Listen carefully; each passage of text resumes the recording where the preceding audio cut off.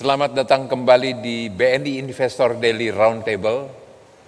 Kita akan membahas isu-isu strategis dan mendalam seputar ekonomi Indonesia, ekonomi global sudah barang tentu keterkaitannya, potensi serta tantangan yang dihadapi bersama dua narasumber yang sangat kompeten di bidangnya.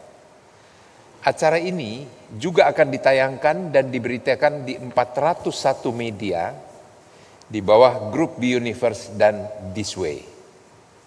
Hari ini kita akan berdiskusi dan mengulas tentang Danantara Super Holding Nusantara yang akhir-akhir ini tidak ada hentinya menghiasi berbagai media dan percakapan di antara kita, yang baru saja diresmikan oleh Bapak Presiden Prabowo 24 Februari kemarin.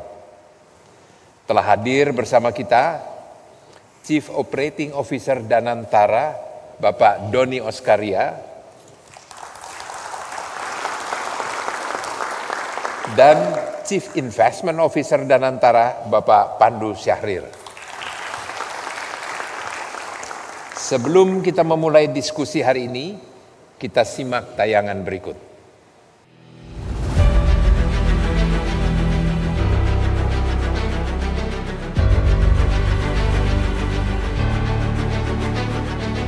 Era baru pengelolaan BUMN telah tiba.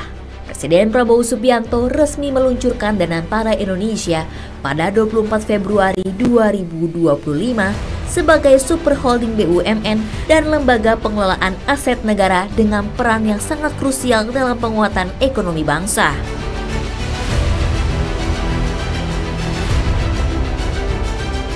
Danantara Indonesia juga langsung mengkukuhkan posisinya dalam top 10 sovereign wealth fund di dunia dengan aset mencapai 900 miliar dolar Amerika Serikat atau setara lebih dari 1.400 triliun rupiah.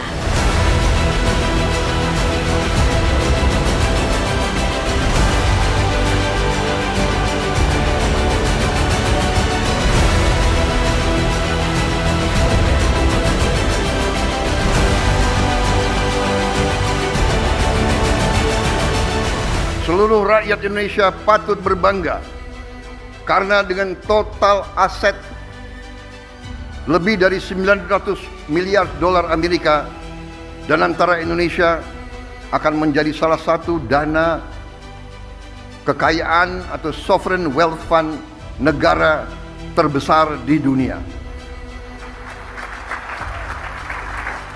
Danantara Indonesia adalah solusi strategis dan efisien dalam mengoptimalkan badan usaha milik negara.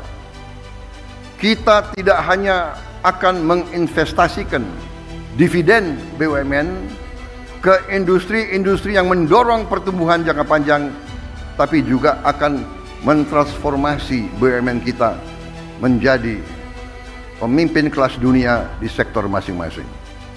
Perusahaan yang kompetitif, profesional, dan terintegrasi dalam ekonomi global.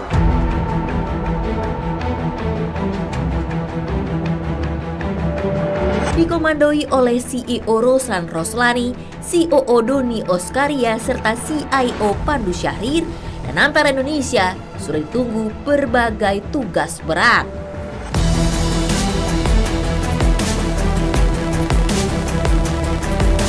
Selain tancap gas optimalisasi aset dan kekayaan negara, Danantara juga menjadi salah satu ujung tombak dalam mendorong pertumbuhan ekonomi 8%, peningkatan efisiensi dan daya saing BUMN, hingga pengelolaan modal dan investasi jangka panjang di proyek-proyek prioritas. Sempat menuai perhatian publik antara lain terkait mekanisme pengawasan, CEO Roslan Roslani menegaskan Danantara tidak kebal hukum dan tetap bisa diaudit oleh auditor maupun lembaga penegak hukum.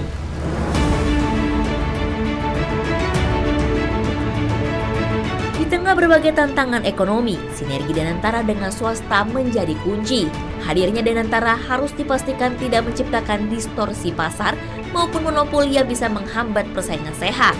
Danantara harus bisa menjadi mitra pelaku usaha swasta dalam membangun ekosistem bisnis dan investasi yang sehat serta kompetitif di tanah air.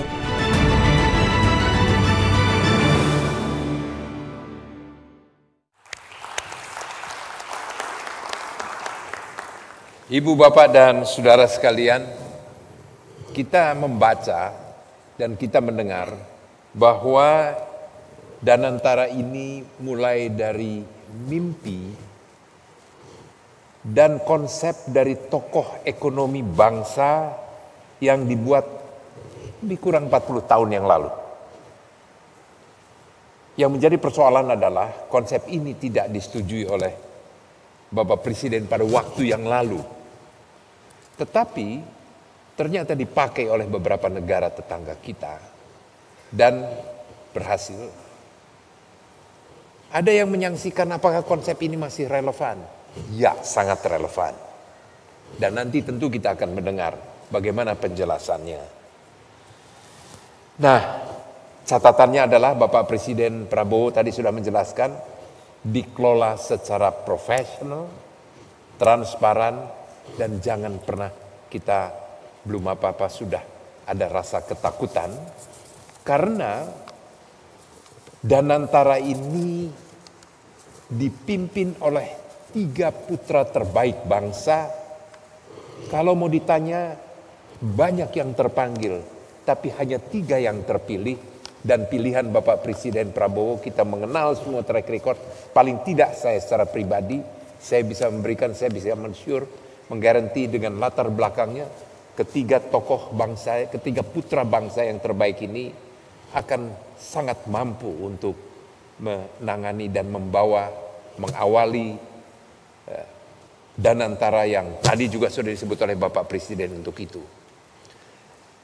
Banyak kita masih menyisakan pertanyaan dengan berbagai penjelasan yang ada.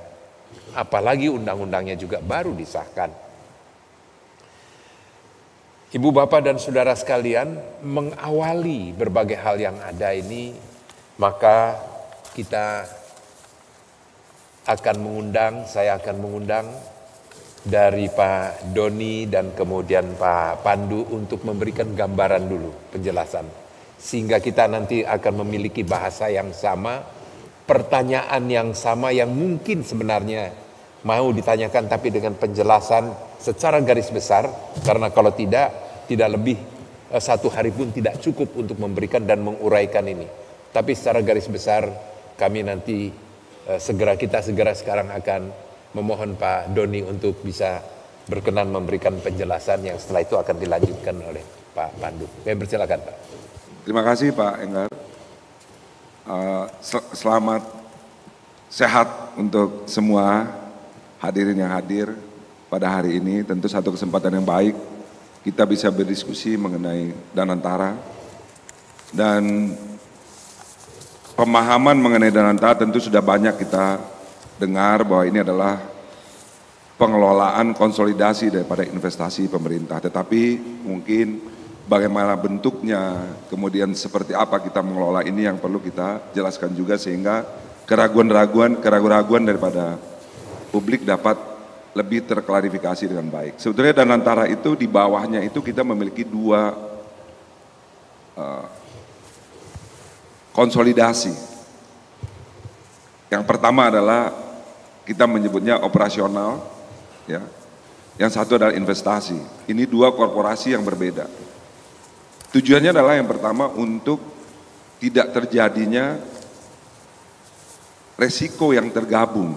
Sehingga ini juga menjelaskan kepada publik bahwa operasional itu adalah keseluruhan daripada BUMN. Keseluruhan daripada BUMN itu akan masuk ke dalam holding operasional di dalam Danantara, dalam pengelolaannya. Jadi bukan hanya 7 perusahaan tetapi seluruh BUMN 100% itu akan pindah ke dalam Danantara dan kita harapkan itu akan selesai pada akhir bulan Maret ini. Jadi seluruh bulan Maret ini seluruh BUMN akan pindah ke dalam Danantara. Nah, ini adalah holding operation. Satu lagi adalah investasi. Kenapa ini dipisah? Karena memang karakteristik risiko daripada 2 pengelolaan ini berbeda. Dengan demikian masyarakat menjadi tahu bahwa operasional ini tidak akan tercampur dengan investasi. Ini dari awal sudah didesain sedemikian rupa untuk menghindari terjadinya risiko yang tercampur. Kemudian di dalam holding operasional ini tentu akan terjadi banyak sekali proses-proses yang akan kita lakukan, dimulai dari melakukan fundamental business review. Kita akan melihat kembali setiap perusahaan-perusahaan yang ada di dalam BUMN ini secara fundamental. baik itu dari sisi revenue streamnya, bisnis modelnya, kemudian juga size daripada marketnya, future outlooknya seperti apa, ini akan kita analisa sehingga kita bisa melihat, mengklasifikasikan korporasi mana yang kemudian memiliki kapasitas untuk dimajukan sebagaimana yang diharapkan oleh Bapak Presiden menjadi pemain tidak hanya domestik tapi menjadi pemain global. Tahapan kedua kita akan melakukan reclustering daripada bisnisnya. Jadi seluruh perusahaan ini nanti akan ter-recluster dan konsolidasi. Tujuannya apa? Untuk mengejar scale. Ini yang selama ini kesulitan kita di dalam pengelolaan BUMN tidak dapat kita lakukan. Kenapa? Karena memang kepemilikannya adalah silo-silo. Tetapi dengan Danantara, hari ini kita mudah untuk melakukan proses konsolidasi daripada bisnis kita. Sebagaimana kita ketahui bahwa dalam BUMN itu banyak sekali bisnis-bisnis yang sama, similar, tetapi perusahaannya berbeda-beda, tapi skill-nya kecil-kecil. Sehingga tidak kompetitif, tidak efektif, tidak efisien, tidak bisa memberikan nilai tambah yang maksimal. Ini akan kita lakukan tahapan kedua untuk melakukan reclustering dan konsolidasi daripada bisnis kita. Sebagai contoh, kita punya banyak perusahaan karya, ya. Kita punya banyak perusahaan logistik, kita punya banyak perusahaan yang bergerak di dalam asuransi, bahkan industrinya sama, bisnisnya sama, tapi size-nya tidak kompetitif. Ini akan terjadi nanti tahapan kedua yang akan kita lakukan, melakukan proses konsolidasi daripada bisnis kita. Kemudian tahapan berikutnya adalah membuat financial roadmap-nya. Seperti apa kita ingin financial roadmap daripada setiap company-company yang setelah selesai kita lakukan reclustering ini. Ini adalah proses penyehatan dan mengoptimalkan daripada BUMN kita. Jauh lebih efektif daripada hari ini. Inilah manfaatnya, kenapa?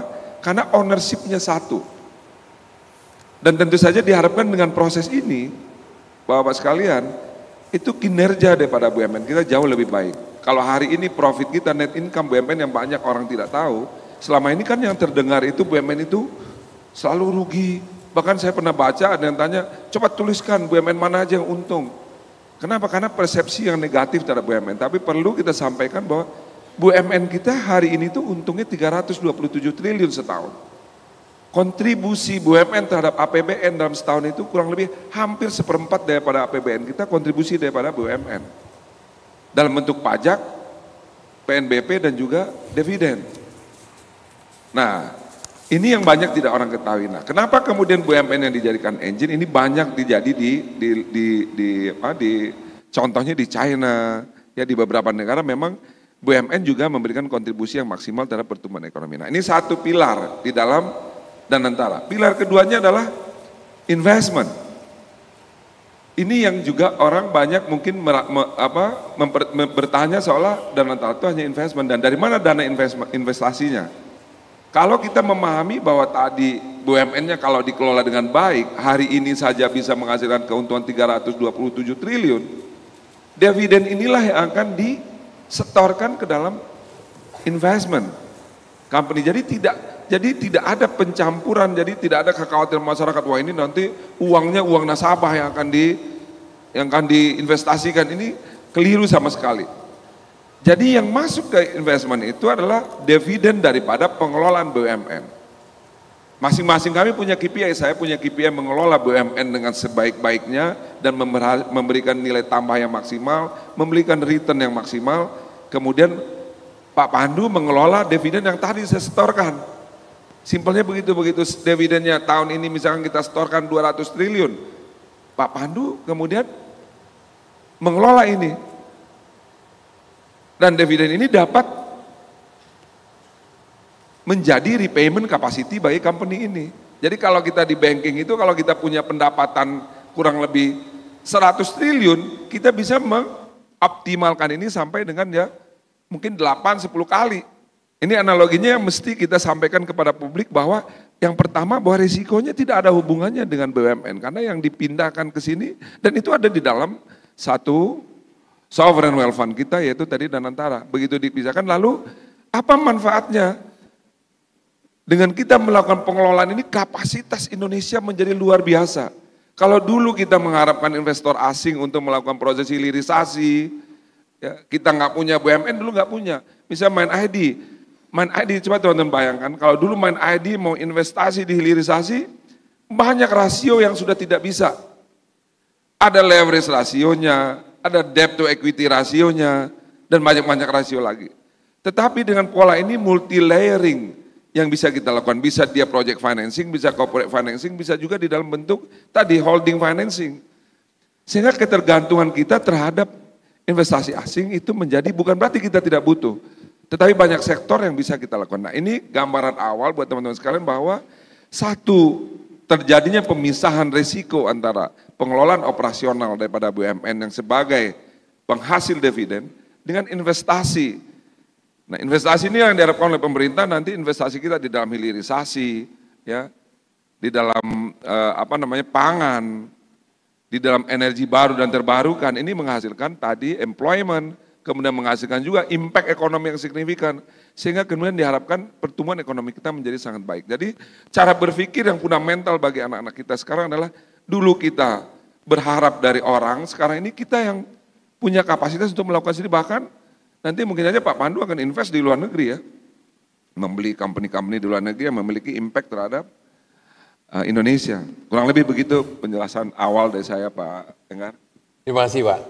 Sebenarnya sudah tergelitik untuk beberapa pertanyaan, tapi kita sekarang persilahkan dulu Pak Pandu untuk menyampaikan. Baik, jadi ini kebetulan tadi sudah banyak penjelasan juga mengenai sisi both asset management dan investasi. Selama ini kan juga mungkin belum pernah ada yang tanya dividen kemana. Untuk minority shareholders yang ada di publik sudah jelas dividen masuk ke pocket mereka. Nah, ini untuk pertama kalinya pun dividen tidak lagi masuk ke APBN atau kas negara dan sekarang akan dikelola untuk diinvestasikan ke depan. Ini fundamentally the main different thing. Yang pertama tadi banyak juga pertanyaan, kemarin saya ketemu sama teman-teman di market yang datang juga hari ini, saya lihat ada beberapa. Apakah nanti tadi perusahaan-perusahaan BUMN ini akan di-run bagaimana? Optimize return atau tidak? Tadi sudah dijawab. Sangat very clear oleh Pak Doni, it's to optimize the shareholder value of the relevant business yang ada di dalam Danantara. Sekarang tugasnya di dalam investasi is also that, tapi mungkin saya akan tambahin, it is also to become an agent of economic growth. Saya ngulangin lagi, agent of economic growth. Tentu kita ada referensi cost of capital. You have to make return in excess of that cost of capital. Itu yang penting. Tapi saya nggak bakal pernah bisa melupakan agent of economic growth, ya kan? Kalau saya misalnya ada dua pilihan, tentu saya akan memilih di mana can give the best in economic growth. Oke? Dari sisi apa sih yang bisa diinvestasikan? Sebenarnya sangat simpel kan? Ada public market, ada private market. Public market ada public equity, ada public debt. Ada private equity, ada private debt. Sebenarnya itu. Nanti juga ada di dalam negeri dan di luar negeri. Tapi at the end, my job or our job in the team is to make return di atas cost of capital yang kita ada. Jadi itu dulu Pak, biar saya mungkin lebih simplify lagi. Iya Pak, makin banyak lagi pertanyaan ini.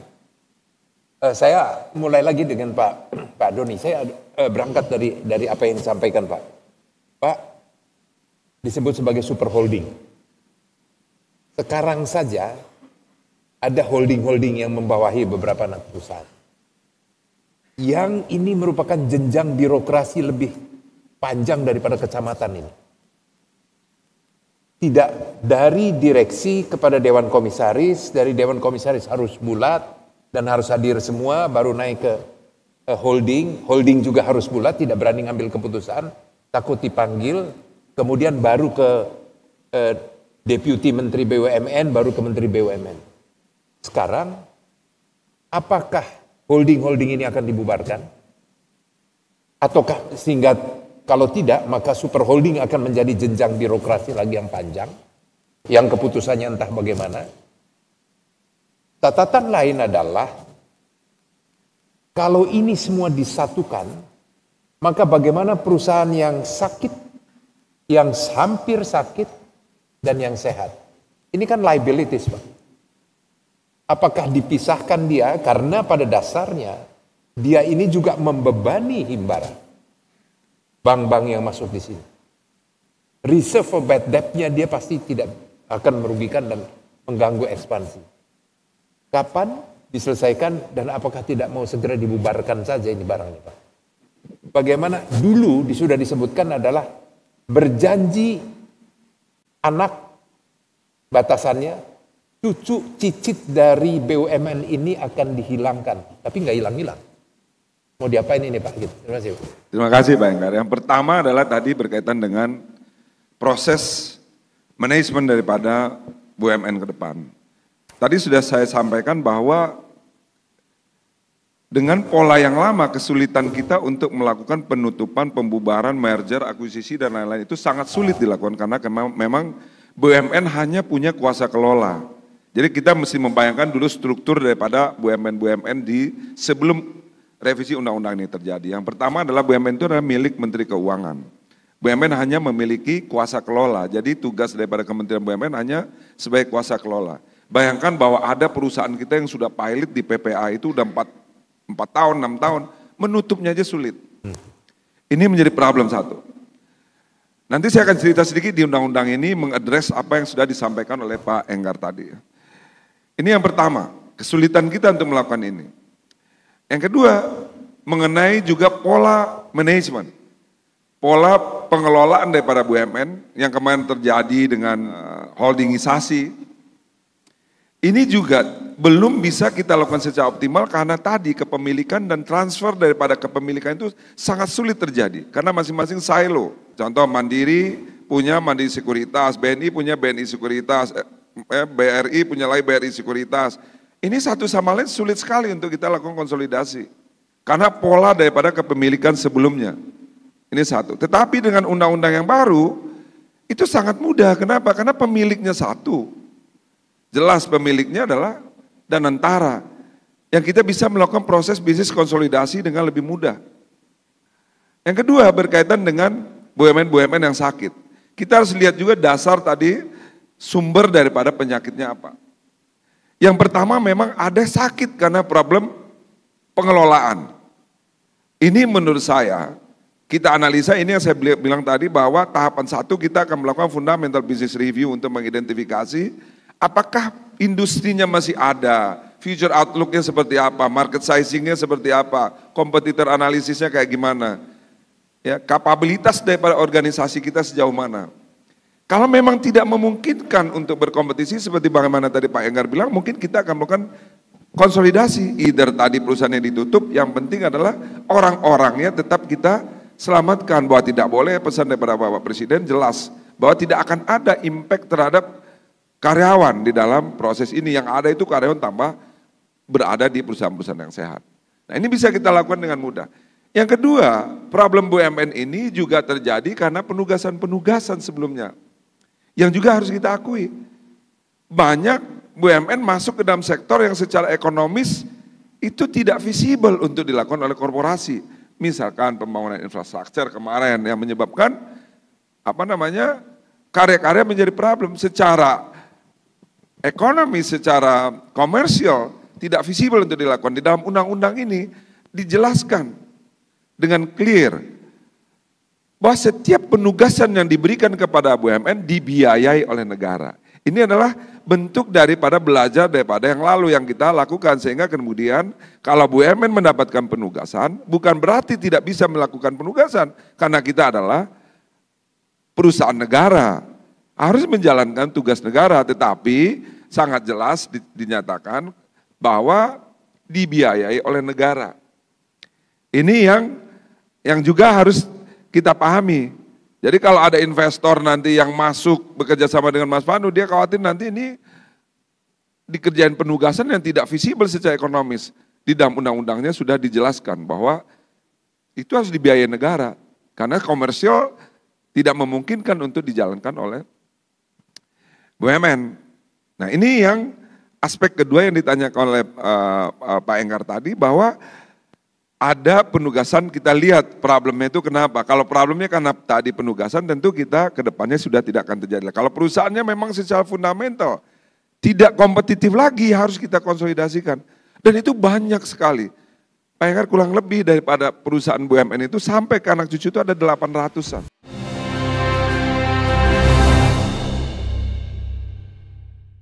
Dipersembahkan oleh tidak kompetitif lagi, harus kita konsolidasikan. Dan itu banyak sekali. Pak Enggar, kurang lebih daripada perusahaan BUMN itu sampai ke anak cucu itu ada 800-an. Ini yang nanti akan kita lakukan prosesnya. Yang kecil-kecil yang scale-nya sudah tidak memungkinkan akan kita lakukan proses rekonsolidasi daripada BUMN ini sehingga dia punya scale untuk kompetisi ke depan. Nah, karena itu teman-teman sekalian, ini kesempatan sebetulnya buat para profesional Indonesia untuk bergabung karena ke depan perusahaan ini harus dikelola secara profesional. Harus orang-orang yang kompeten untuk merunning ke perusahaan. Kita akan melakukan reassessment, melihat kembali kompetensi, basic kompetensi yang dimiliki oleh para manajemen di dalam perusahaan-perusahaan kita sehingga yang dikhawatirkan Pak Enggar tadi tidak terjadi lagi. Nah, kemudian bagaimana dengan anak cucu? Anak cucu inilah Pak Enggar ke depan yang kita bilang mungkin akan terjadi nanti konsolidasi yang banyak. Makanya di dalam holding operation ini akan banyak terjadi adalah konsolidasi daripada bisnis sehingga diharapkan oleh Bapak Presiden perusahaan-perusahaan BUMN itu hanya perusahaan-perusahaan yang memiliki kemampuan yang luar biasa baik itu secara bisnisnya ya maupun kompetensi daripada orangnya dan kualitas manajemennya. Nah, ini yang kita harapkan dengan proses konsolidasi ini Pak Enggar terjadi banyak sekali perubahan. Nah, bagaimana dengan holding-holding, tadi juga sudah disampaikan oleh Pak Enggar, holding ini nanti juga akan menjadi span of control. Tinggal aspeknya yang akan kita lakukan, tentu super holding akan ada bisnis reclustering. Reclustering itu tadi kita sampaikan, yang pasti akan ada, nanti ada financial services, non-financial services.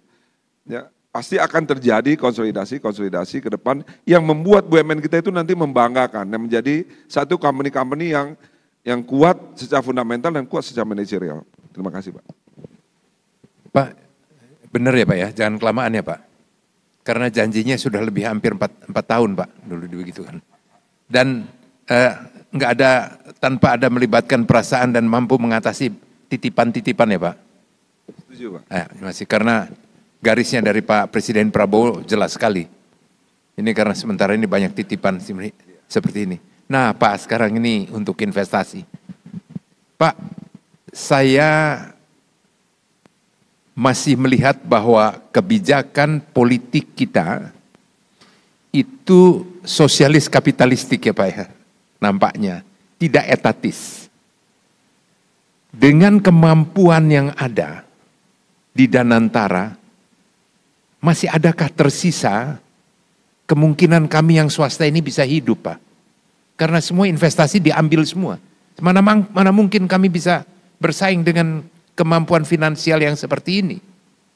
Jadi apakah ini kemudian mengurangi peran swasta ataukah masih menganggap bahwa BUMN basically sebagai agent of development dan memberikan prioritas dulu kepada swasta baru kepada BUMN yang sekarang dikelola oleh Danantara. Di manakah letak hidup? Saya harus was-was juga ini Pak, sebagai swasta. Takut dibeli nanti. Takut dibeli Pak. Minggu lalu saya juga, hari Senin pagi saya masih swasta Pak. Baru setelah jam 9.45 pagi tidak lagi swasta. Jadi kami semua juga backgroundnya dari swasta Pak.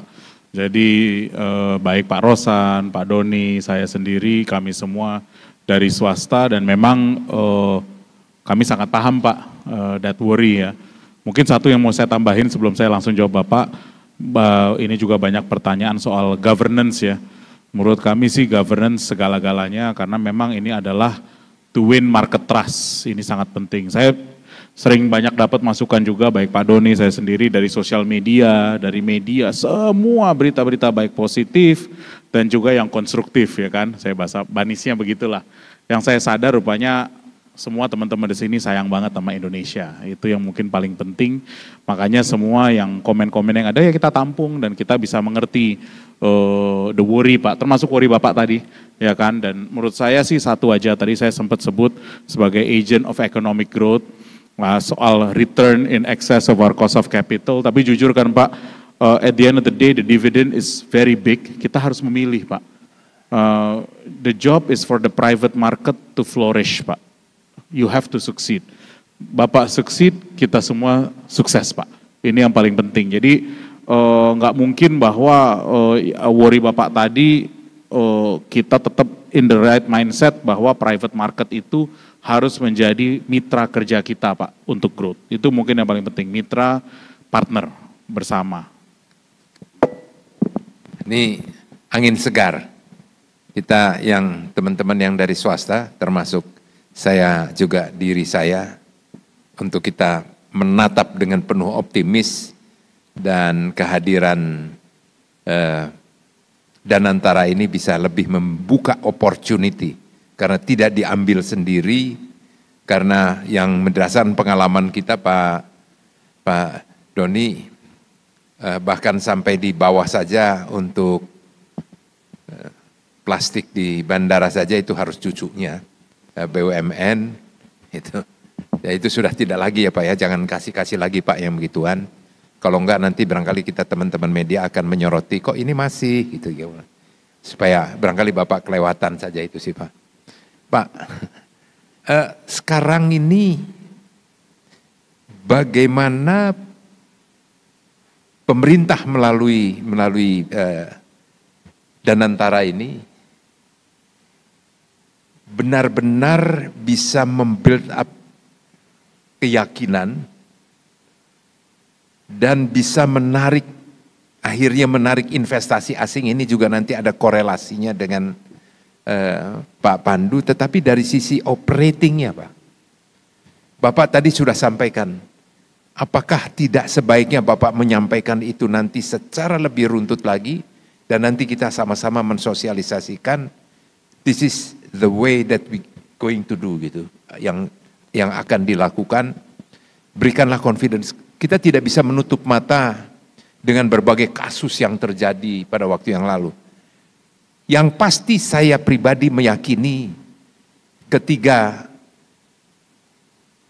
putra bangsa yang terbaik ini mempunyai kredibilitas, mempunyai komitmen dan sudah selesai dengan dirinya sehingga tidak lagi terganggu dengan hal itu. Tetapi kan tetap hanya beberapa orang yang kenal.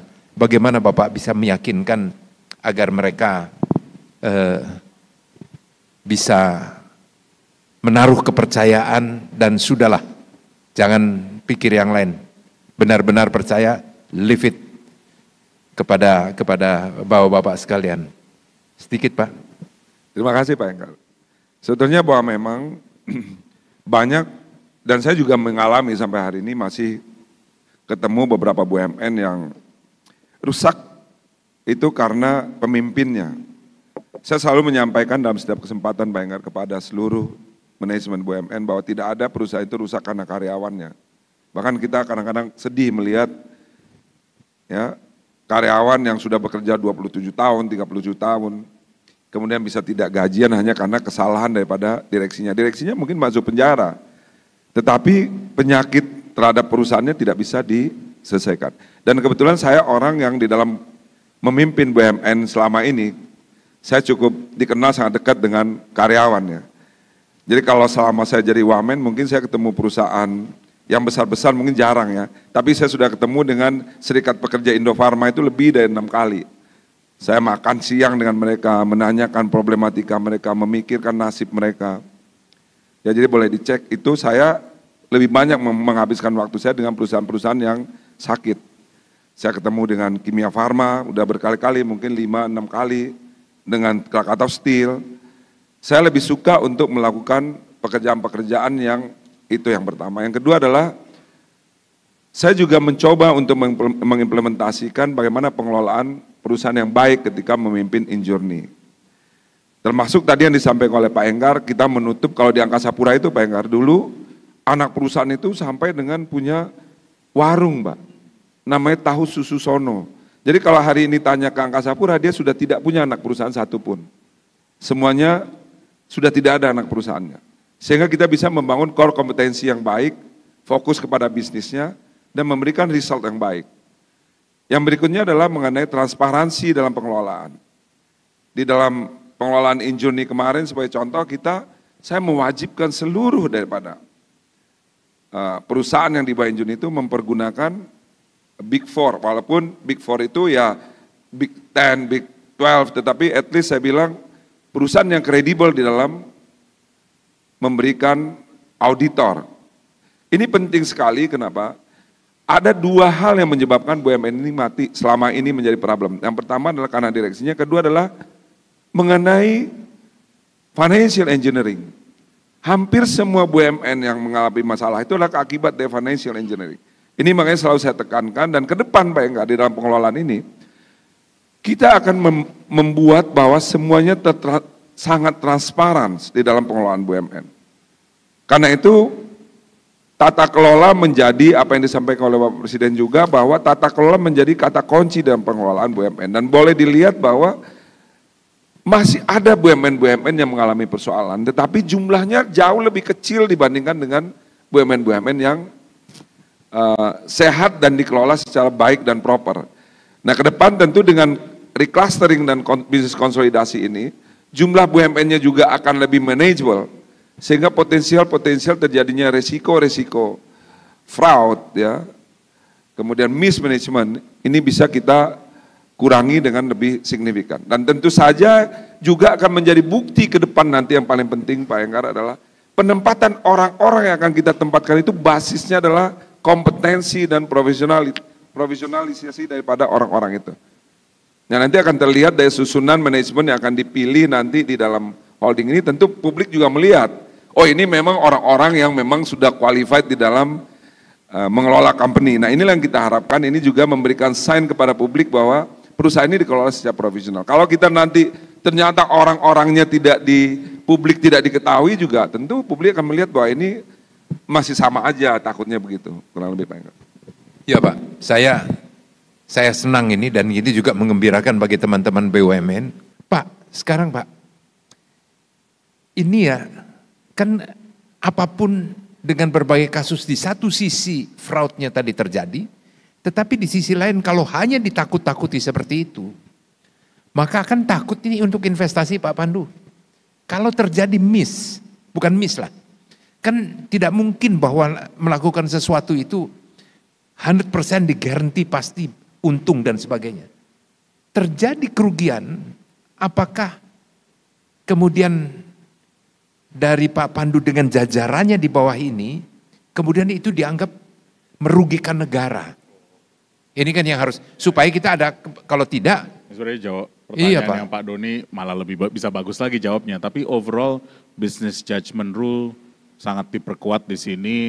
Jadi ya sebenarnya ini baik buat seluruh profesional yang ada di Danantara dan di bawahnya Pak. Ya. Jadi yang paling penting selama tidak itu ya memang keinginan yang menguntungkan orang lain dan bukan menguntungkan perusahaan, ya aman-aman aja.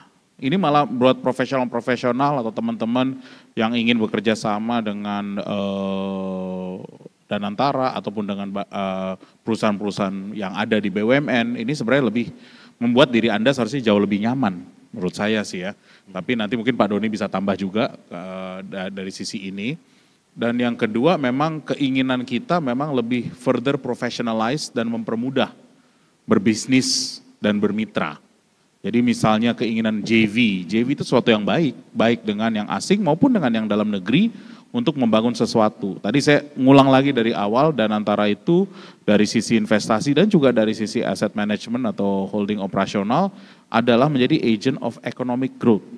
Jadi saya ulang-ulang terus Pak soal ini, penambahan ketenaga kerjaan, dan in a way juga kita kalau ingin kita bermimpi ya, bagaimana membuat higher value skill workers untuk bisa.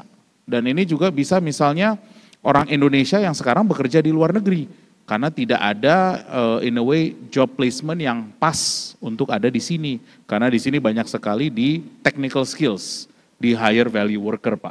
Ini sebenarnya salah satu cara juga Danantara untuk bisa merekrut the best Indonesians yang kebetulan ada di luar negara gitu loh.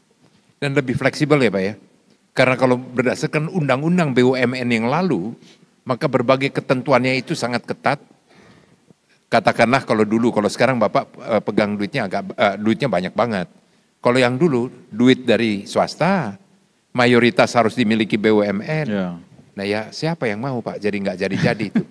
Memang lebih fleksibel dan fokusnya tadi, saya ngulang lagi Pak, agent of economic growth. Ya, okay. Dan ini penting, dan soal business judgment rule, nanti mungkin Pak Doni bisa tambahkan, it's very strong and very helpful buat semua orang yang ada di ruangan ini. Ya, nah Pak Doni tolong. Siap.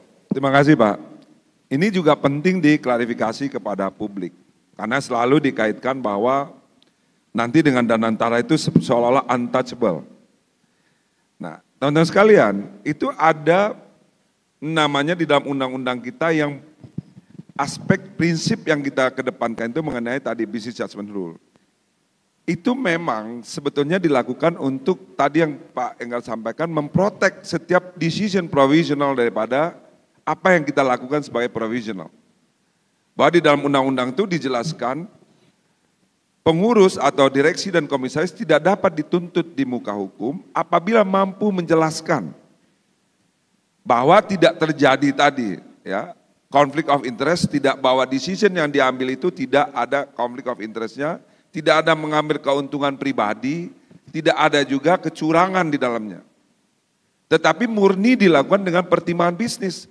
Tadi kalau misalkan Pak Enggar bilang, kalau bisnisnya kan tidak bisa menggaranti 100% bahwa itu akan untung.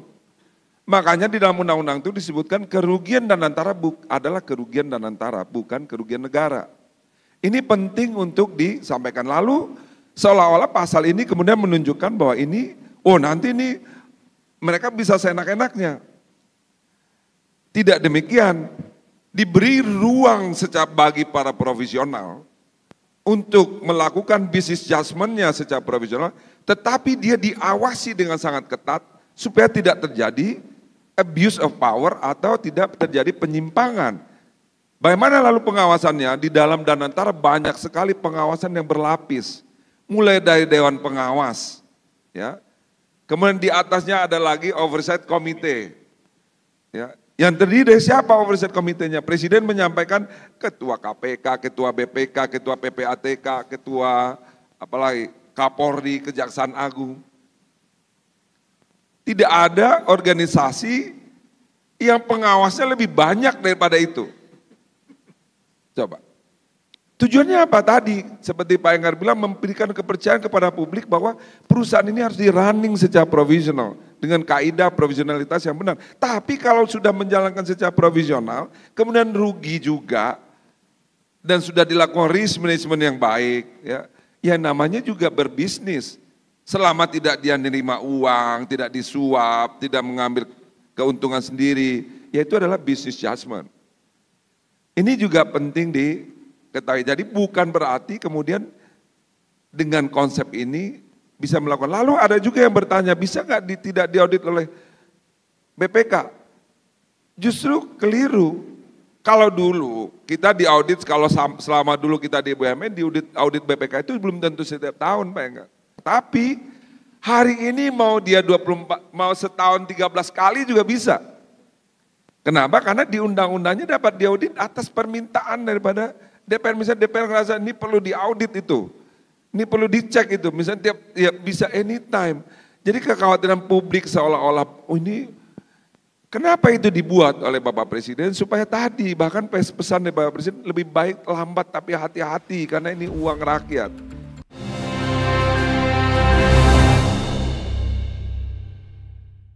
Dipersembahkan oleh. Tapi hari ini mau dia 24, mau setahun 13 kali juga bisa. Kenapa? Karena di undang-undangnya dapat diaudit atas permintaan daripada DPR. Misalnya DPR ngerasa ini perlu diaudit itu, ini perlu dicek itu, misalnya ya bisa anytime. Jadi kekhawatiran publik seolah-olah, oh ini kenapa itu dibuat oleh Bapak Presiden supaya tadi bahkan pesan dari Bapak Presiden lebih baik lambat tapi hati-hati karena ini uang rakyat. Yang harus kita yakinkan bahwa investasi kita itu memiliki dampak yang signifikan terhadap ekonomi Indonesia. Jadi bukan berarti yang dikhawatirkan yang banyak saya baca itu di sosial media ini nanti apa nggak bisa diaudit, tidak bisa diperiksa. Kalau kerugiannya tidak kerugian negara. Inilah yang memberikan makanya di dalam konsep yang ada di Danantara yang bisa masuk harus yang benar-benar provisional. Dia melakukan tindakan provisional. Dia kenapa? Kalau provisional dia merasa bahwa gue bisa berkreasi secara bisnis selama itu dilakukan atas dasar bisnis. Tetapi dia juga tidak khawatir diawasi oleh banyak orang. Kenapa? Emang niatnya untuk melakukan pekerjaan provisional. Dia nggak khawatir juga. Mau ada tadi ya ketua KPK, ketua BPK, ketua BPKP, ketua PPATK, Kapolri, Kejaksaan Agung, ya, tidak khawatir juga bagi mereka. Kenapa? Karena yang mereka lakukan adalah murni pekerjaan profesional. Kurang lebih begitu Pak Enggar. Pak, di satu sisi ini memberikan clearance betul, tadi Pak Doni memberikan penjelasan. Tapi di sisi lain Pak, capek bener ya Pak ya. Diperiksa setiap hari itu. Kita Pak BUMD saja diperiksa itu dan kemudian ditanya mulai sampai DPRD, kemudian DPR RI, BPKP, BPK. Itu harus menyisakan satu orang, tidak cukup direksi yang harus berhubungan dengan mereka. Ini Pak, deret begini yang bisa mempunyai persepsi yang berbeda-beda, know-how pengetahuan mereka juga terbatas. Ya, nggak pusing tuh Pak. Atau nggak bisa dibuat tim saja mereka disimplifikasi untuk melakukan itu. Bahwa harus ada transparansi, harus ada pemeriksaan. Tetapi kemudian pertanyaannya lagi kalau kayak begini, kapan dia bisa kerja Pak?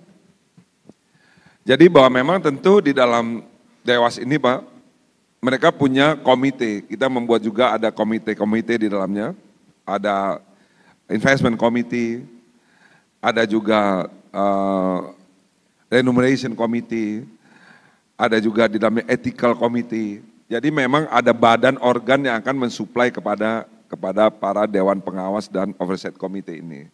Jadi tujuannya sekali lagi Pak Enggar, bahwa memang tujuannya adalah untuk kita memberikan rasa aman kepada masyarakat juga bahwa pengelolaan ini dilakukan dengan sangat hati-hati. Tetapi di dalam prakteknya, kritikalnya adalah pada saat kita melakukan rencana kerja tahunan.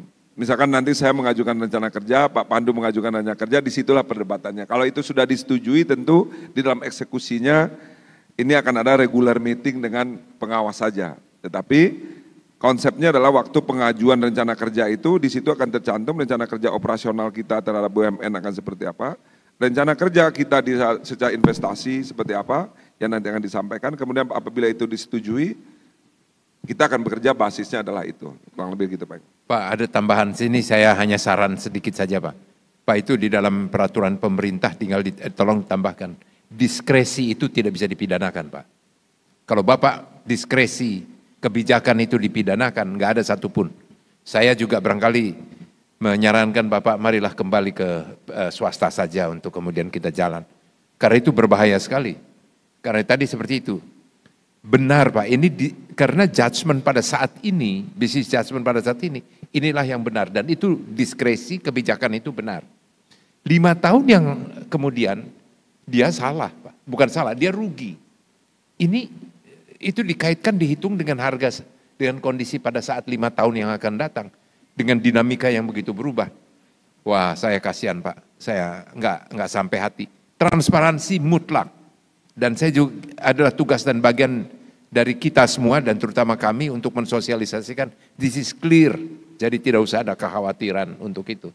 Ya, Pak Pandu, tadi Bapak menyampaikan berkali-kali bahwa ini secara sederhana adalah akan merealisasikan atau berkontribusi untuk pertumbuhan ekonomi bisa mencapai 8%. Saya terjemahkan itu aja Pak. Seberapa cepat Pak? Dengan kondisi ekonomi global yang seperti ini, dinamika yang terus berkembang, dan defisit kita dengan China melebar karena that's the only way that we can do. Tetapi Bapak sekarang menarik investasi juga dari asing, dan ada catatan Pak. Seberapa juga Bapak bisa mengintervensi proses perizinan yang ada, karena untuk OESS ini untuk mejet enter itu tangan harus dipijat dulu. Kalau tidak mesinnya agak mati dan sulit memijat. Itu karena tanpa itu investasi itu tidak akan mungkin terjadi. Gitu. Saya mau manage expectation juga Pak. Hari keempat kita hari ini kerja Pak. Tapi kelihatannya market pengen hasilnya udah 3 hari yang lalu. Ya. Jadi mungkin semua di sini pernah membuat perusahaan atau pernah running perusahaan. Menurut saya ini sudah luar biasa cepatnya. Kalau lihat dari sisi RUU BUMN mungkin 5 minggu ya Pak ya, kurang lebih selesai. PP 1,5 minggu, pembangunan tim sedang kita mulai, tapi saya jujur per hari ini this month memang kita banyak fokus untuk menyelesaikan tadi yang Pak Doni awal sampaikan. Yang kedua juga pembangunan tim, karena di sini memang kita ingin mencari the best of the best of the best, di mana nanti kalian akan lihat, teman-teman semua, publik akan menilai. Saya juga baru sadar juga nih Pak Doni 3 hari terakhir nih Bapak, rupanya benar-benar all eyes on Danantara. Ya saya bakal bilang siapapun yang ada di Nantara will face under the same scrutiny. Siapapun dari paling bawah ke paling atas. Tapi memang ini tantangan buat kita dan ini mungkin semangat buat kita semua Pak. Untuk menaruh harapan, saya berterima kasih Pak. Tapi mungkin kalau dari sisi saya pribadi dan juga mungkin sama dengan Pak Doni, kita just want to make this institusi yang terbaik menurut kami semua. Try to make the best institution, karena ini seperti semacam lukisan Pak. Kanvas putih, yang bagus semuanya lagi ngeliatin kanvas ini. Ya we try to make the best Pak. The only thing I can promise all of you, we will try our best. Itu aja sih Pak, mungkin yang bisa saya tambahin. Saya kurang jago ini bapak-bapak, ibu-ibu, jualan mimpi, saya kurang jago.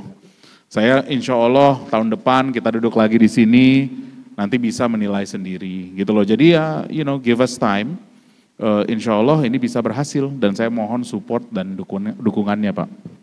Pak, pasti Pak, pasti. Karena ini benar-benar kita menggantungkan harapan dan kami semua percaya bahwa konsep ini adalah yang terbaik dan juga ditangani oleh putra-putri terbaik dan rasanya saya tidak bisa melihat lagi alternatif lain yang sudah selesai dengan dirinya, it's already proven di dalam dunia keseharian. Ketiga tokoh kita ini, tokoh muda yang dan mempunyai komitmen yang kuat. Kalau itu jangan khawatir, hanya tadi menyisakan berbagai atau pertanyaan-pertanyaan itu untuk membuat klarifikasi sehingga market dan masyarakat itu lebih tenang Pak. Yang sekali lagi kalau mengatasnamakan swasta mengenai persaingan usaha, tolong diberikan kesempatan apa yang bisa dilakukan dan bisa bermitra dengan baik, dengan equally karena sama-sama mereka berusaha untuk yang besar. Tapi kalau yang kecil-kecil Bapak jangan ambil ya Pak ya. Justru kasih kerjaan kepada yang menengah kecil untuk bisa jalan dan sebagainya. Sebelum saya melanjutkan karena banyak banget yang tergelitik. Tidak adil kalau saya tidak mempersilahkan kalau ada pertanyaan-pertanyaan dan jangan khawatir. Sebutkan namanya Pak, dari mana, dan kalau dari BUMN Bapak tidak usah khawatir karena itu tidak ini kan, dan siapa tahu pertanyaannya baik untuk direkrut. Saya Dharma Joyonegoro dari Alamtri. Pak, dari mana Pak? Alamtri Pak, dulu Adaro, sekarang Alamtri namanya. Pertanyaan saya ke Pak Pandu mengenai investasi. Dari Pak Pandu beberapa kali menyebut bahwa investasi menjadi agent of economic growth. Tapi mungkin pertanyaan saya, apakah sudah ada ininya belum Pak ya? Apa detailnya gitu, mandatnya seperti apa sih? Apakah berapa persen publik, berapa persen private? Apakah harus mayoritas, minoritas, dan lain-lain? Terima kasih. Terima kasih. Pak, silakan langsung. Jawabannya kita sedang rangkumi dulu Pak, dari sisi komposisi. Kemarin saya juga ditanya yang sama, malah saya minta feedback juga. Jujur kita sedang try to find what will make sense, tapi most likely investasi pertama investasi yang membosankan Pak. Kemungkinan besar, tapi kita lihat Pak, karena juga jujur tadi saya bilang, this month fokus kami adalah finalisasi tadi dari sisi PPPP dan juga Imbreng, tim buildingnya, dan nantinya tentu kan kami paparkan Pak secara publik bagaimana rencana-rencana kita. Saya nggak mau semuanya, nanti saya nggak diundang lagi sama Bapak ke acara BNI, jadi saya step by step Pak. Ya. Terima kasih, ada lagi silakan.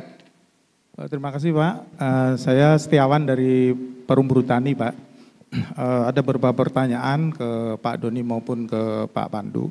Yang pertama, bentuk penugasan yang dibiayai.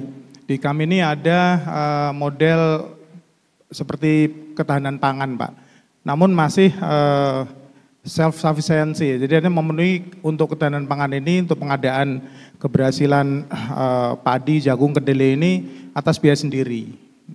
Namun dari capital pun ada restriction Pak, artinya dari kemampuan sendiri ini kan masih limited Pak ya. Nah, ini apakah memungkinkan untuk memperoleh semacam PSN gitu dari ke Pak Pandu, ini juga bentuk quick win Pak, quick win yang tentunya ini melihat dari Pak Enggar tadi sampaikan ada konstelasi seperti Cold War, restriction trade, global trade. Nah, ini apakah quick win-nya akan dilakukan oleh investasi di Danantara ini seperti apa yang bisa memberikan return yang cepat dan bisa mengembalikan public trust begitu Pak ya. Kemudian ada cash outflow Pak dari 6.800 menjadi 6.600 di IHSG. Nah ini bagaimana untuk memulihkan, how to convince and encourage the public to make sure that Danantara is the best and the right track for the government gitu. Kemudian untuk Pak Doni, banyak obstacles Pak tentunya karena disparitas dari proses bisnis perusahaan-perusahaan di BUMN ini kan banyak sekali Pak. Nah ini sebenarnya di BUMN sendiri, di Kementerian BUMN sudah ada semacam holdingisasi sebelumnya 2-3 tahun ke belakang. Ada katakanlah di kehutanan ini klaster dengan perkebunan dengan PTPN. Namun juga masih dalam proses pembentukan appropriate model begitu ya. Nah ini seberapa lama Pak? Karena ini kan cukup banyak ya BUMN ini untuk segera di financial identification, kemudian reclustering maupun juga nanti consolidate itu. Tentunya kan ada timetable karena dia harus segera menghasilkan dividen yang untuk dideliver ke investasi tentunya. Kemudian mitigasi risiko Pak dari policy discretion. Ya, jadi seperti apa bentuknya? Karena tentunya dari apa yang dilakukan oleh Danantara untuk investasi ini juga ada high risk tentunya ya Pak. Tentunya untuk memberikan return tinggi, high risk, high return. Nah ini mitigasinya seperti apa? Terutama tadi karena tidak masuk dalam kerugian negara, ini akan menjadikan ya tadi policy discretion itu tidak masuk dalam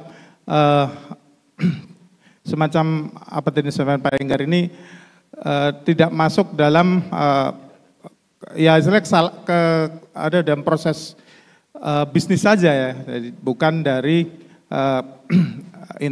konflik interest gitu.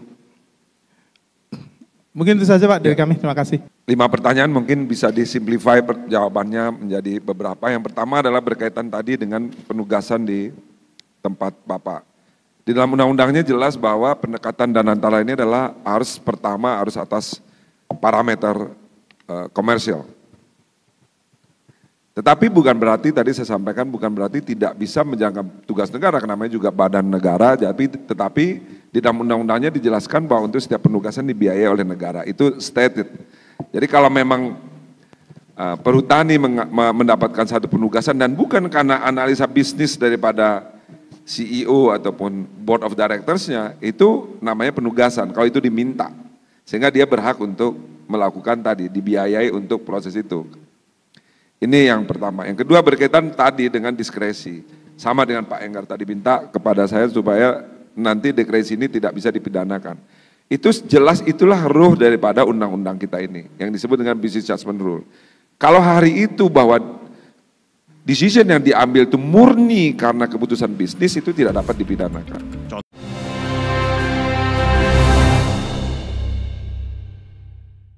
Dipersembahkan oleh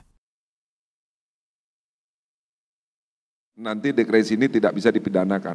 Itu jelas itulah ruh daripada undang-undang kita ini, yang disebut dengan business judgment rule. Kalau hari itu bahwa decision yang diambil itu murni karena keputusan bisnis, itu tidak dapat dipidanakan. Ini bedanya dengan yang lalu, yang tadi disampaikan oleh Pak Enggar. 5 tahun lagi rugi, itu orang dipidanakan misalkan. Kalau sekarang nggak bisa selama tidak ada tadi, tidak ada conflict of interest, tidak ada mengambil keuntungan pribadi, sehingga buat provisional ini akan menjadi satu momentum yang sangat baik untuk bisa bergabung dengan perusahaan-perusahaan BUMN ke depannya. Nah, yang ketiga berkaitan dengan holding. Sebelum nanti yang bagian Pak Pandu mengenai investment. Holdingisasi itu kita banyak model yang sudah kita coba di BUMN. Tetapi memang holding itu sebetulnya esensi daripada holding itu adalah span of control. Ini yang orang keliru, makanya hampir semua di dunia holding yang proper, yang benar itu adalah strategic holding. Itu adalah perpanjangan tangan yang jumlah orangnya nggak banyak ya. Fungsinya itu adalah untuk melakukan beberapa aspek aja. Ini bedanya dulu yang kita implementasikan di BUMN modelnya InJourney, misalkan di InJourney itu holdingnya jumlah orangnya cuma 60 orang. Ya, jadi kalau ada tonton Pak Sadik itu bekas di InJourney, orangnya sangat sedikit. Fungsi apa yang ditarik ke atas ya hanya span of control, bagaimana memonitoring risk manajemennya, good governance-nya, strategic planning-nya, komite investment-nya, tetapi tidak ikut di dalam operating. Nah ke depan juga kita akan mengimplementasikan model-model bahwa basic itu ada kalau kita memanage satu perusahaan, memanage 800 perusahaan, kan pasti tidak mungkin bisa mengontrol dengan sangat detail terhadap aspek-aspek resiko terutama sekali. Inilah kemudian ada fungsi holding itu untuk span of control. Tetapi dalam implementasinya masih ada beberapa holding itu yang operating. Yang holdingnya juga operation ya, terutama procurementnya di situ, proses ininya di situ, ditarik. Nah ini yang menyebabkan holding functionnya tidak berjalan dengan baik. Dia tidak bisa melakukan proses improvement terhadap anak-anak perusahaannya. Nah ini nanti ke depannya holding itu adalah span of control. Pasti kita punya yang tadi saya sebut clustering, kenapa? Nggak mungkin juga. Ya. Dan antara memonitor sampai 200 itu sendiri, sampai 400, apalagi 800 hari ini. Pasti akan ada span of control yang dibuat, tetapi ada alignment-nya dari corporate objektifnya, dan antara objektifnya sampai kepada anak perusahaannya ada alignment-nya. Baik itu alignment secara risk management-nya, alignment secara good governance-nya, alignment juga secara performance business monitoring-nya. Ini yang paling penting dilakukan di dalam proses holdingisasi, gitu. Kalau lebih begitu. Mungkin juga tambahan dari sisi investment tadi, kita bukan mencari high risk high return. Risk management malah dan governance menjadi segala-galanya Pak. Makanya tadi saya tempat sampaikan juga Pak Dharma tanya, maybe mungkin investasi pertama agak boring, tapi relatively safe, bisa juga itu. Dan kalau ditanya soal quick win, bisa aja public market salah satunya. Ya, saya ngasih contoh lah, ini kan kebetulan lagi di sini nih semua dari public market. Contoh, apabila ada suatu perusahaan, bank contohnya, ingin melepaskan sahamnya untuk menambah likuiditas, market agak worry, bisa saja seorang Danantara menjadi standby buyer untuk seluruh alokasinya. Nah tentu dong kalau di sini kayak dari sisi Bapak, Schroders apalagi mungkin, wah boleh nggak saya dapat duluan? Ya kan, pasti kita prioritaskan private market untuk di situ. Ini contoh aja saya ngomong. Tapi at the end risk management, governance segala-galanya Pak. Jadi most likely something yang sangat simple lah. Dan di sini kita ingin membantu perusahaan-perusahaan juga contohnya BUMN-BUMN sudah menjadi publik. Ya kan, yang misalnya returnnya sangat bagus tapi harga sahamnya mungkin tadi Bapak bilang selama 4 bulan terakhir menurun, kalau kita merasa itu sangat atraktif, kenapa tidak kita bisa mempunyai saham-saham itu? Kan it's very cheap, ya kan? Jadi ini mungkin karena kalau lihat sentimen pasar Pak, jangan salah juga ada juga sentimen asing yang beda dan juga ada sentimen lokal. The way I have to see it secara long term, is this stock or is this company attractive tidak? Itu juga salah satu penilaian. Dan semakin bagusnya kepemilikan kita melihat ini return yang bagus, why not? Saya juga sangat terbuka lah untuk melihat kesempatan-kesempatan yang ada.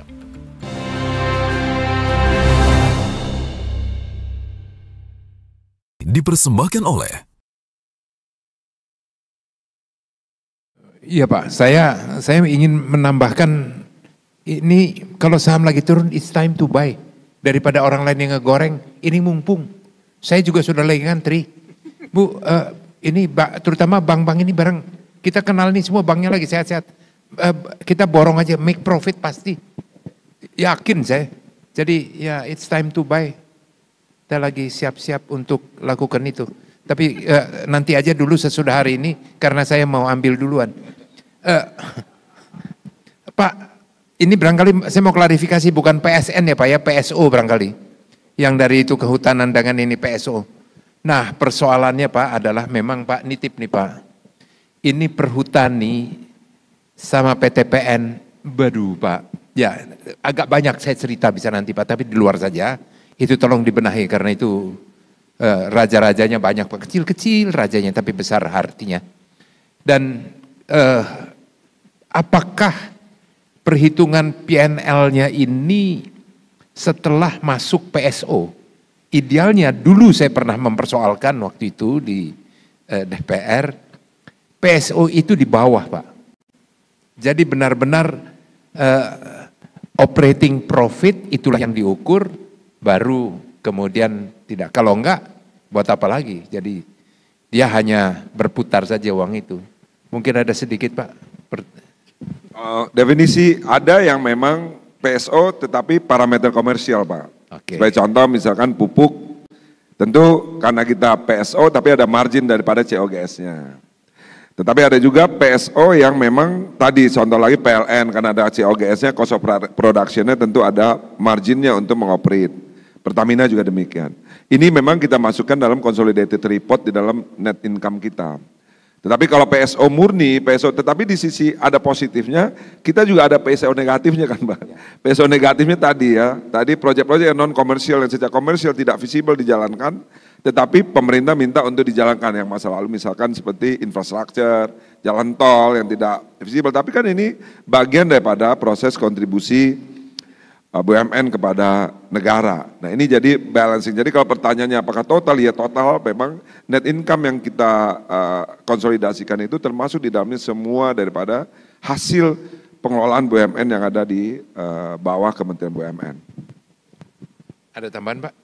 Pak, Ibu, Bapak dan saudara sekalian, saya percaya ini sebenarnya masih banyak lagi yang akan mengendap. Tapi ini bukan satu-satunya dan ikutilah terus nanti pemberitaan-pemberitaan yang kami sudah sepakati bahwa setiap langkah kebijakan ini kami akan memuatnya, mengamplifikasinya dari seluruh platform kami yang ada, sehingga dengan demikian semua bisa membaca, semua bisa mendengar, dan kemudian juga kita akan ada secara serial.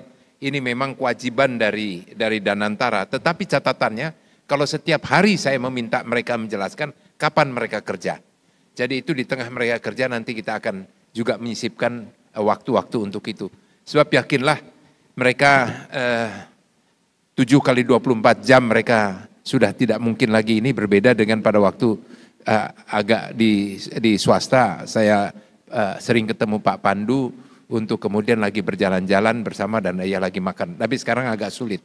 Ini demikian juga Pak Doni. Sebelum kita akhiri, saya mohon closing statement dulu dari Pak Doni dan nanti Pak Pandu. Terima kasih Pak Enggar dan semua hadirin yang hadir.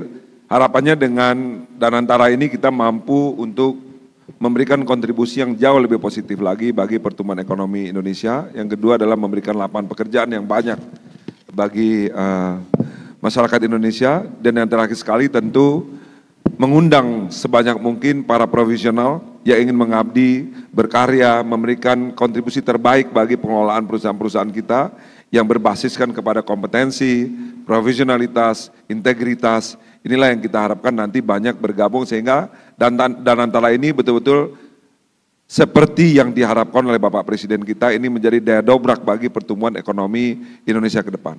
Terima kasih. Pak, silakan.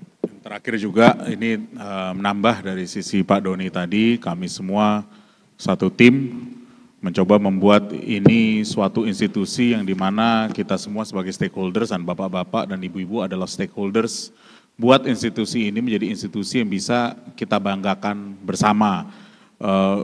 Makanya kalau dari bilang tadi, keinginan kita fokus dari sisi governance, risk management, dan pertanyaan-pertanyaan tadi itu merupakan sacrosanct. Dan terakhir memang ya, harapan kami dan purpose kami membuat Danantara menjadi agent untuk economic growth Indonesia, dan ini kami mohon doa-doa dan harapan dan support bapak-bapak dan ibu sekalian. Jadi terima kasih juga Pak, kami diundang di sini untuk bisa sharing and bisa juga mendengar pertanyaan dan masukan, dua-duanya pertanyaan dan masukan dari bapak-bapak dan ibu sekalian. Terima kasih.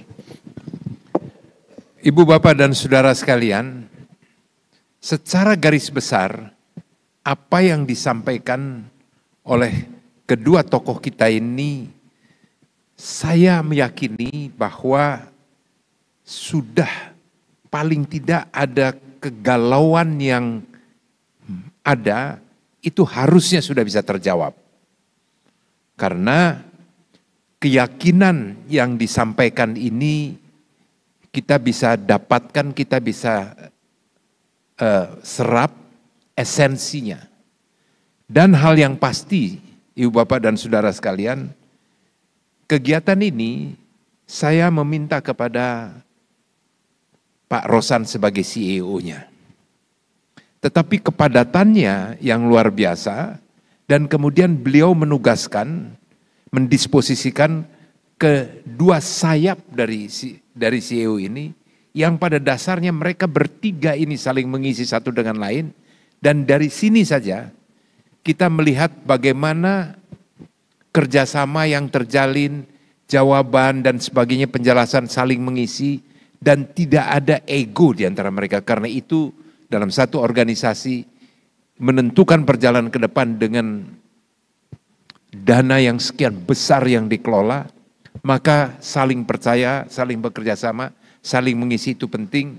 Dan ketiga tokoh kita ini mempunyai komitmen dan hubungan yang sama. Jadi janganlah ada kekhawatiran lagi mengenai kehadiran Danantara, dan kita menatap ini semuanya dengan penuh optimisme. Kita memberikan support dan dukungan penuh atas kehadiran ini, dan tidak usah khawatir atas berbagai rumors yang ada. Ini di medsos dan sebagainya itu terjadi berbagai hal yang sangat tidak atau sulit sekali digali kebenarannya. Silahkan lihatlah ke media-media mainstream yang akan menyampaikan, karena kami pasti akan melakukan menyeleksi untuk itu. Ini pertaruhan kita semuanya, ini akan membawa perjalanan masa depan ekonomi bangsa di tengah kesulitan dengan geopolitik dan geoekonomi yang sedang terjadi. Ibu, Bapak, dan Saudara sekalian, waktulah yang membatasi kita.